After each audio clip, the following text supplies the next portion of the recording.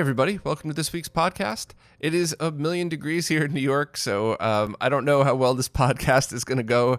I got to try to find some way to have the AC on while recording. It's right here, so it's kind of not really possible with my current setup, but I got to try to figure out some way around this. But anyway, enough bitching about me being hot. Let's jump right into the news.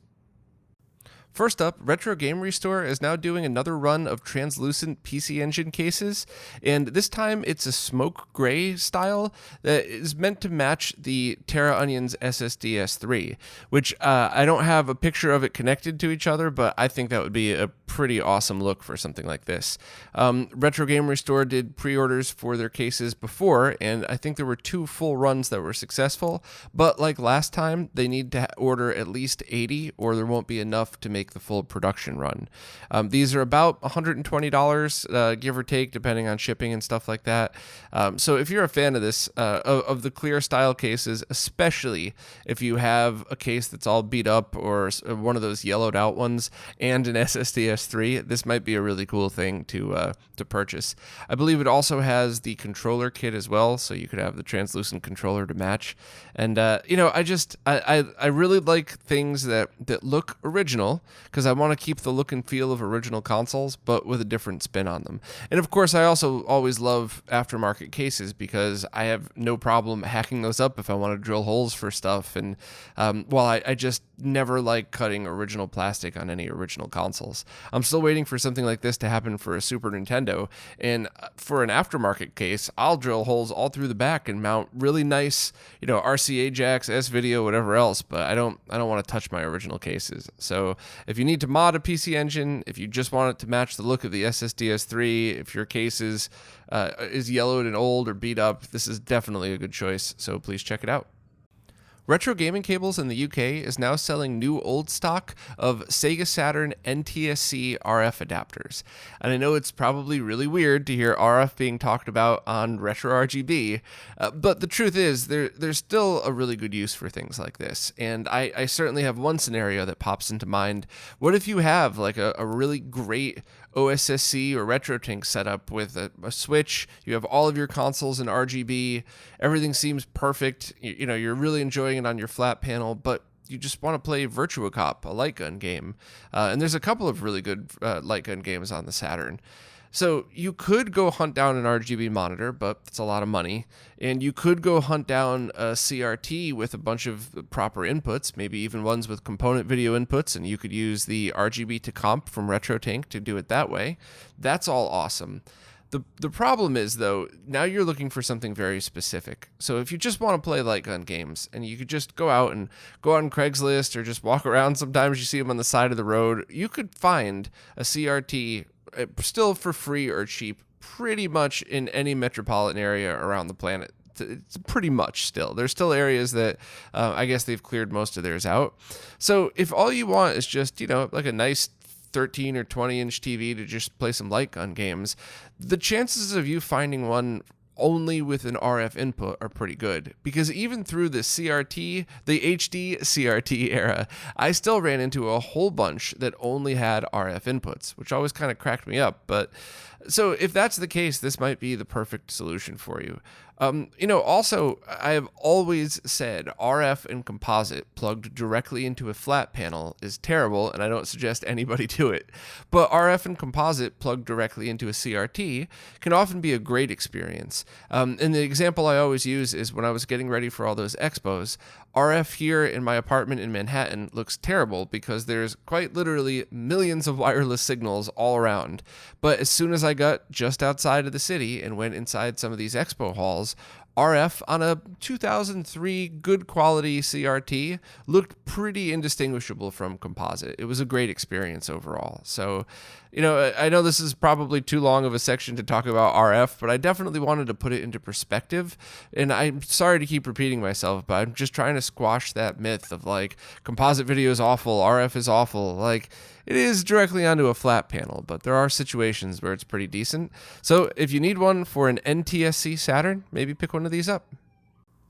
The Swiss team has just posted a number of new updates to the software, and I think one of the big highlights from the latest revision is new streaming audio emulation that would allow audio from previously incompatible games to work when launched from SD cards inserted into like memory card readers or the bottom-mounted SD to SP2.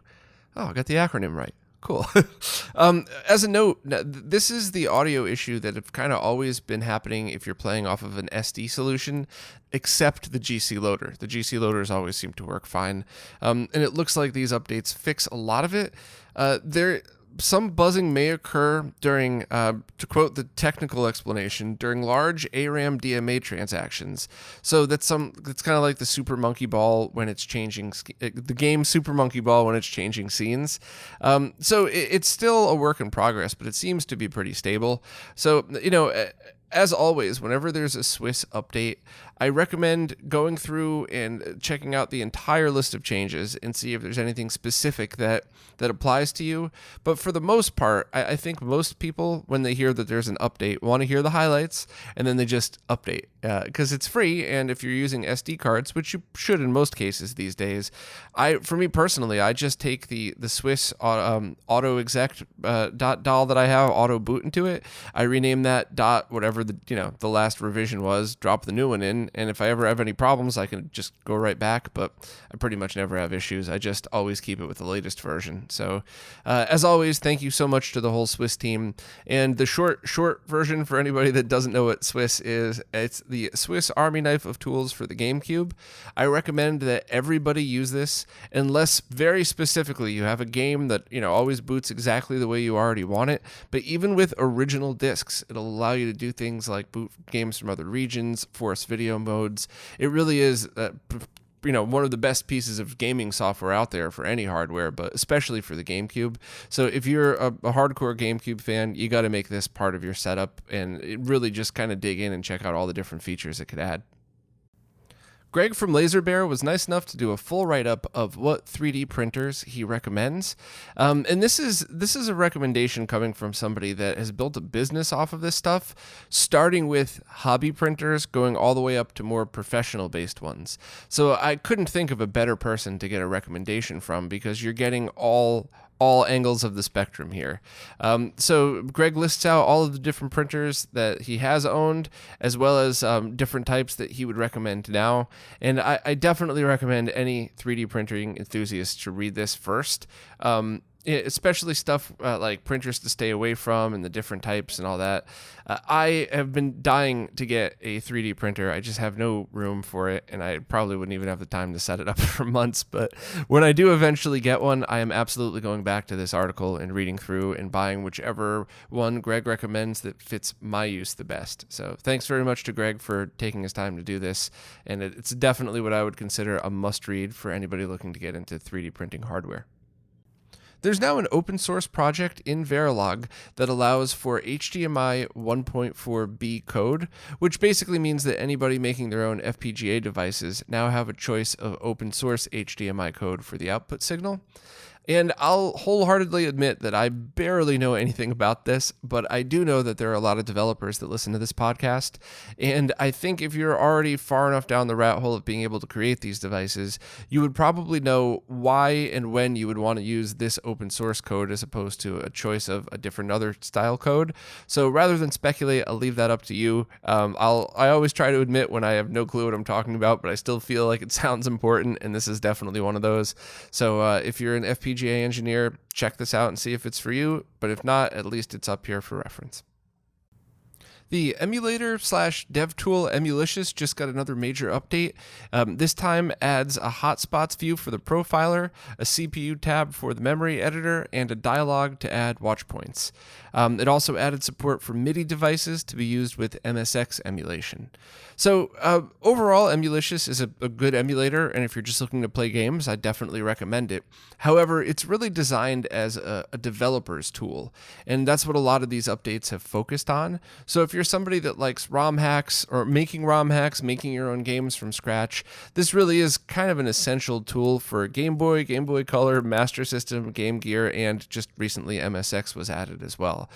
So if you're a software dev, definitely check this out. And if you're just a casual emulation fan, maybe check it out as well and see if it has features that you'd like that maybe other ones don't. One developer has just created a completely open source Master System to Game Gear converter that includes both the PCB design, instructions on how to build it, and a 3D printed case design as well. Now, for anybody that doesn't know, you could always play Master System games on the Game Gear using either official converters, which I think is the Master Gear converter, and then there was the Gear Master, which I think is another third-party seller. And it's an okay experience on the stock screen. You have to jam the SMS's 256 by 192 resolution into the Game Gear's 160 by 144 screen. So you do get some quality drops with the original screen, which I have up here on both the GG or the Game Gear page and on this post. And you can see for anybody watching, it's not really the greatest experience on the stock screen. However, if you have a McWill screen, or hopefully there's other mods coming up soon, it is actually a pretty good solution. And either way, I'm still really excited about this, and I'm not really sure why, because I usually prefer to play my Master System games just on a Master System or a Genesis, but the thought of having an open source project like this, as opposed to spending top dollar on something on eBay that's 30 years old and is an amazing collector's item, but might not be in the best shape. You got to worry about old cartridge ports, the pins on the bottom, those going to stay clean and all that stuff. So I'm really excited about this. I spoke to one store that has already looked into taking the project and making a small run just to see if anybody's interested. So I'll keep everybody posted on that. I'll hopefully be able to do at least a quick review on it. It certainly won't be anything too in-depth, because you plug the Master System game into that, plug that into the Game Gear, and start playing. But overall, I think it's just a really awesome project, and I love that somebody took the time to create this in the spirit of open source, so that if you want a collector's item, now you could hunt one down. But if you just want a way to play Master System carts on the Game Gear, now you have a way to do it that's probably more cost effective and would help support the community, depending on if community members start to make it and stuff like that. So absolutely awesome project. I will have a review out as soon as I get a chance to, and please check out the different Game Gear sections of the website if you're looking for more info on any of this stuff. I just did a video about the GBS Control project, which is a software and hardware combination that you could add to those kind of not so great GBS 8200 or 8220 scalers and turn it from something that's meh into something that's pretty amazing. The video is fairly in-depth. I spent an insane amount of time on it because I wanted to get as many features out there as possible, but there actually is a few things that didn't make it into the video, or maybe weren't super clear in the video, that I'd like to go over now for anybody that's looking for a quick follow-up. So basically, the GBS 8200 is a scaler that's been around there forever, that's variable lag, it doesn't process 240p right. However, a developer named Rama created software for it that you flash and control via a Wi-Fi interface, one of the things that I added in the video. And also, if you'd like to add a clock generator to prevent screen tearing, if you get any, then you could add another cheap board to it as well with just 5 more wires to it. Also, there is a do-it-yourself kit coming out that makes it pretty easy to assemble these things, and I believe somebody will be selling these completed as kits. I spent an unhealthy amount of time talking to developer Rama about this, who was so patient with me, so I got to give him a giant shout out. And I really enjoy this thing, but as I tried to convey in the video, you just need to understand what it is that you're getting when you use one of these things. Because I didn't want to throw any negativity in the video. The truth is, there's a lot of very odd fanboys of this software, not Rama, by the way, who say things like it's an OSSC killer and it's better than the FrameMeister, and just it's not really true. And I really feel like if you hear things like that going into it, it's gonna set you up for disappointment, when it should be the opposite. Anybody that uses one of these should be blown away at how amazing it is. So there's really 2 scenarios in which you would want to use this. you're on a pretty tight budget and you just want to take a cheap scaler, maybe you risk one of the eBay links and hope it actually arrives, or maybe you already have one of these laying around and you're already good at modding, so you could do all this work yourself, take the time to flash everything, use a USB charger to power it right through the Wi-Fi module, but use a good one like a tablet charger, not a phone charger. You could essentially have one of these for like $20. And if that's the way you want to get your consoles onto your flat panel or VGA monitor or whatever, that's a great budget way to do it. But it requires a lot of work. I mean, I built 4 of these total now, and I like to take my time, especially because I'm showing these in videos, so I don't want to look like a chump. So, it took like an hour each, because you take your time to solder everything in, then you take your time to go through the software setups, one at a time, just make sure you do everything right so you don't mess anything up and have to start. So it's not something for somebody that just wants to plug in and go for 240p stuff. And in fact, I don't know how much the completed kits are going to be, but my gut's telling me that's probably too expensive for just somebody that wants basic 240p scaling. If that's the case, grab a RetroTink or something like that and be done with it. But the other features of this is where I think it's really amazing. So you have motion adaptive deinterlacing for 480i sources that goes up to 1080p. And it's not as good as the FrameMeisters. It's certainly better than basic Bob deinterlacing. And it's less than a frame of lag, which is half the lag of the FrameMeister's deinterlacing, as well as the DVDO's non-Bob deinterlacing. So right there, it's a pretty amazing tool. It does downscaling in both 480p and 480i, and the 480i to 240p is really rare. I haven't had too much time to test it yet. There's going to be a whole other video all based on that. So and there's a couple of other kind of unique features on it where if you put it in the context of everything in it, you kind of start to see who this scaler is for. And it's not just for people that are looking for a budget scaler. I imagine there's a lot of people that are going to be buying these completed kits that are going to want to use all of the other features it has as well. So I'm just blown away by this. And I do want to reiterate again that Rama donated this completely open source to the community for free. So please check out the link and support Rama if you use this as much as I have been. But also remember that this is an open source project. So that means that you could have devices like potentially those crappy SCART to HDMI boxes. If you could figure out a way on how to hack that, there's a potential possibility that you might be able to port this code over and have those crappy scalers now maybe be useful, just like this thing is.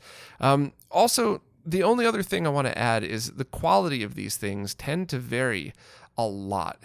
And there's a bunch of other hacks and tweaks that people had messaged me about after the video went live. Like there's some shielding on the bottom mod for one of them. I mentioned replacing a ferrite bead for a certain other model. But the example that I showed in the video was a result of 2 full days worth of capture, trial and error, testing 4 different revisions before and after the tweaks to them and everything. So, and I still get a lot of people saying that theirs looks better. And I'm not sure if that's just the fanboyish stuff coming out again. Sorry if that's going to upset people, but I'm being honest. Or if it's that I zoomed in to check out analog noise and you're, sitting 10 feet away from your TV, not zoomed in, and you can't see any of the noise. I don't really know. Maybe the 4 models that I tried, maybe there's better ones out there that I didn't know about. I just want people to have realistic expectations, because it would really make me sad if anybody walked into this thinking that it's better than the OSSC and the FrameMeister, and they go, oh, it kind of really isn't. You're comparing 2 totally different things with this. So I don't think that comparing them to those 2 devices is really fair unless you know the context that I just explained. The only other thing to add is there's an HDMI version of the GBS hardware that has a couple of things that make it not really usable for us. First and foremost, it's analog in to digital on the chip, out to analog, just like the 8200 and 8220s, and then back to HDMI. So essentially, it's the exact same as using one of those VGA to HDMI converters like I show in the video, and they're more expensive than a GBS and one of these HDMI converters, and there's no way to route audio through. So while at first I was intrigued about that and thought, oh, how cool would it be if this was analog in to direct digital out? That would clean up a lot of the noise you'd probably see on some of these. That's just not the case, so I don't recommend those at all. Also, they don't have any component video ports on the input side, so it's just, if you already have one, cool, do the mod and use it, figure out a way to route audio through or something like that, but I wouldn't tell anybody to go out and get that. And some of the people that do have them say that the video quality is lower.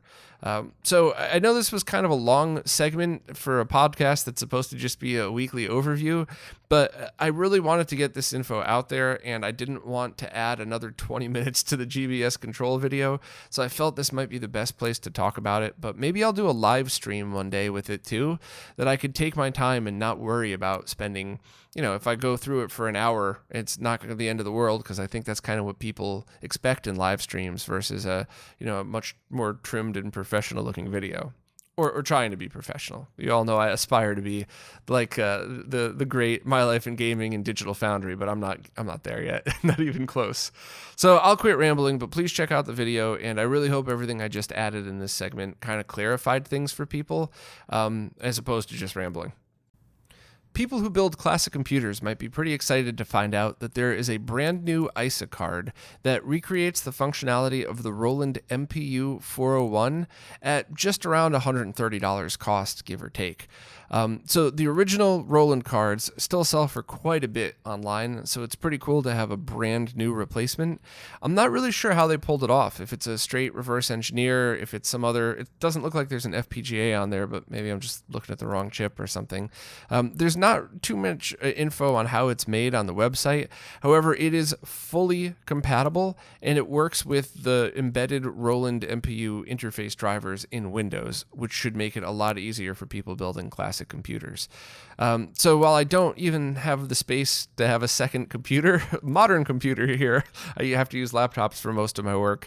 One of these days when I move into a real people-sized place, I would love to do an old PC build, and it's probably going to be a little depressing because I'll probably end up buying stuff I had when I was a kid, and probably for more than I paid for it then. But I do like the idea of doing a retro PC build. I think it's both fun for nostalgic reasons, and if you do enjoy any of those older games, sometimes it really is better to just use them on original hardware. The source code for the Super Nintendo version of Doom was just released, and Modern Vintage Gamer did a great video that summed everything up. I joked on Twitter, but I was 100% serious in that when I saw that the code was released, I started to write up a post about it, and then I thought, this has MVG written all over it. I bet you he's going to do a video on it this week. And sure enough, the video came out, and it was way better than a post I could have done without it. So thank you very much for that. I definitely recommend watching the video if you're interested, but one of the things that really interested me in this was there were references for the Super Scope 6 in the code. And it doesn't look like a lot of it. It doesn't look like it was a finished and working demo, but the thought of playing Doom with a Super Scope bazooka seems pretty neat. Maybe in practice it wouldn't be as fun, but it's still something I'd love to see. And whenever, the original source comes out, it does open up possibilities for crazy stuff, especially now with things like the FX pack. So will this source code result in a Super FX2 plus SA1 combined hack to increase the frame rate and add Super Scope support? I don't know, but wishful thinking, and I still think it's pretty awesome, even if we just got the story behind it, let alone the fact that we get to use the code now.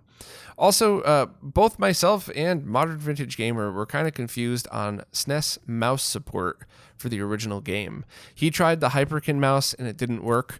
I don't have an original. I only have the Hyperkin mouse, so I didn't try to recreate it. So are there different versions of the game? Do some work with the mouse and some don't? If anybody knows the definitive answer to that, or have at least have proof somewhere that it was working with the mouse at some point, please let me know in the comments and I'll pass it along to everybody. Maybe even do a quick video demo of it or something. But it was definitely kind of interesting because I'd read in different places that it was definitely compatible with the mouse, but didn't see that here. So any info on that is always appreciated. And lastly, I just posted a very quick video that's a demo of the Mega Color video converter for the Mega EverDrive Pro.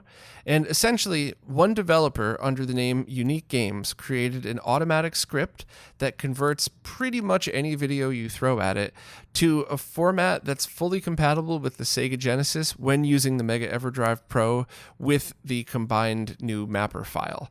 I had some issues with 4x3 files, but Crix helped me out and added a different script for me to convert those files. But overall, I was just really impressed. So even though it was just a short video and I didn't really spend too much time doing a write-up on it or anything like that, it goes through how to download this software, how to convert your own videos, and what it looks like. And I also linked to, in this post, to a version of everything that I put together based on the original, what Crix had sent, and also the fix for 4x3.